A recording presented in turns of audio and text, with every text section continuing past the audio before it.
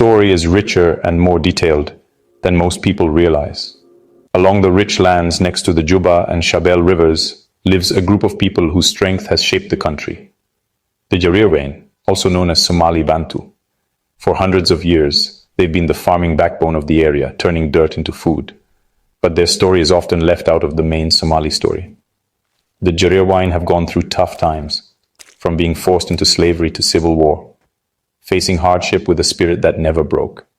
Their journey isn't just about a small group, it's about understanding the real different heart of Somalia. This is a story of survival, who they are, and hope. Today we're going to show you more about the Jareer Weyne, celebrating their history and recognizing their struggles. We'll explore who they are, where they come from, and the difficulties they've gotten through. The Jareer Weyne story is a very important piece of the Somali puzzle, one that needs to be heard. Who are the Jareer Weyne? The name itself tells a lot. Jareer Weyne in Somali means people with rough hair, a name given based on how they look, not how they see themselves. Most Somalis have ancestors from the Cushitic people, but the Jareer Weyne's Bantu background makes them different, with unique looks and hair texture. In a society where family groups and heritage are everything, these differences have made them seem like outsiders. The word Jareer Weyne has often been used with prejudice, making a rich culture seem like just one feature. Many prefer Somali Bantu, a name that connects them to their wider African heritage and their worth. Some are now taking back the name Jareer Weyne, turning a bad word into something they are proud of. Like other groups around the world who have been pushed aside, they are deciding who they are on their own terms. Whether called Jareer Weyne or Somali Bantu, their presence and history in Somalia are clear and cannot be denied. Their identity is complex, and their roots go deep. They are much more than just a name. They are a people. The Jareer Weyne's roots in Somalia go way back, even before today's country lines were drawn. Some come from ancient Bantu-speaking people who settled in the river valleys, becoming the first farmers in the area. Others are descendants of Africans who were taken as slaves and brought to Somalia in the 1800s, forced to work on farms along the Juba and Shabelle rivers. This double heritage, some being original inhabitants and some being enslaved, makes their story especially complicated. They were stripped of their family ties and freedom, and they lived outside the normal Somali social system. Even after slavery was ended, the bad feeling stayed, and they remained outsiders. Their history is written in the land they farm and the memory of the chains they broke. Understanding this past is key to understanding how strong they are today. The Jareer Weyne are both among Somalia's oldest residents, and in some people's eyes, its newest arrivals. Their journey is one of survival and learning to adapt. For many generations, the Jareer Weyne have been the farming heart of Somalia. Living along the Juba and Shabelle rivers, they became experts at farming, turning riverbanks into the country's food source. Their crops, like corn, sorghum, beans, and sesame, fed not just their families but the whole country. Without their hard work, Somalia would have faced more hunger and had to rely more on food from other countries. Beyond farming, the Jareer Weyne are skilled craftspeople, blacksmiths, potters, and weavers, whose work supports families and keeps their culture alive. Their handmade goods are very important, yet often not valued enough in a society that values nomadic and warrior traditions. The farmer and blacksmith rarely got the respect given to herders or clan leaders. Despite this, the Jareer Weyne's connection to the land and their crafts remains a central part of who they are. Their work is the base of Somalia's food security and daily life. They continue with dignity even when they don't get enough recognition. Their contributions are woven into the fabric of the nation. The Jareer Weyne's legacy is one of quiet strength.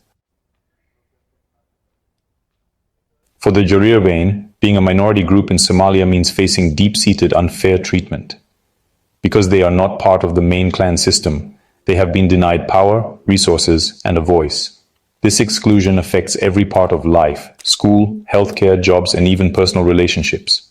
The word Jareer is often used as an insult, making them feel even more like outsiders.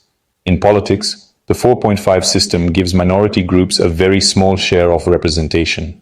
making sure their voices stay quiet. Marriage with people from the main clans is rare, which further strengthens social barriers. Opportunities are limited not because of what someone can do, but because of their family background. The Jareer Weyne live in a world with invisible walls. Their struggle is not just for acceptance, but for basic fairness. It's a daily fight against a system designed to keep them on the sidelines. When Somalia fell apart in 1991, it caused a lot of chaos. But for the Jareer Weyne, it was a disaster. Because they didn't have strong family militias, they became easy targets for armed groups. Their rich lands were taken, villages were robbed, and communities were destroyed by violence and hunger. Since they were seen as outsiders, their suffering was often ignored. Many were forced to run away, either moving within Somalia or seeking safety in camps in Kenya and Ethiopia. Even in refugee camps, unfair treatment continued and help was hard to find. The situation was so bad that countries like the US saw them as especially vulnerable, helping thousands move to other countries. Moving offered safety, but it meant leaving behind their homeland and culture. The Civil War didn't just make the Jareer Weyne move, it spread them across different continents. Their peaceful way of life was shattered, but their strength continued. The scars of war remain, but so does hope for a new beginning. Even with all the hardship, the Jareer Weyne have not stayed silent. Human rights groups have shined a light on their difficult situation, pushing Somali leaders and the world to act. Reports have shown the unfair treatment and exclusion they face, framing their struggle as a basic human rights issue. Advocates are calling for changes to laws, an end to the 4.5 system, and equal access to justice and opportunities. Within the community, new leaders and activists are coming forward, organizing, teaching, and demanding change. Local movements are building unity and challenging hundreds of years of prejudice. The silence is broken. The conversation about minority rights is finally happening. The Jareer Weyne are no longer just victims. They are shaping their own future. Their fight is changing Somalia's future. The rich culture of the Jareer Weyne shows how strong they are. They are proudly Somali, speaking the language and sharing national customs. Yet they keep their Bantu heritage alive through music, dance, and traditions. Their rhythms and ceremonies show a mix of African roots and Somali identity. Community life focuses on working together on farms and helping each other, which sets them apart from clan-based nomadic groups. Despite slavery, unfair treatment, and war, their spirit remains strong. In other countries, they work to keep their language, music, and traditions alive, building support networks and cultural festivals. Their strength helps them move forward. Jareer Weyne are becoming professionals, business owners, and activists. Each success story helps to break down old stereotypes. They prove again and again that they are as capable and talented as any Somali. Every achievement is a win against prejudice. Their culture and determination give hope for a more fair future. The Jareer Weyne's journey toward fairness is still going on. Deep-seated biases and political systems that exclude them still exist, but the fight for justice continues.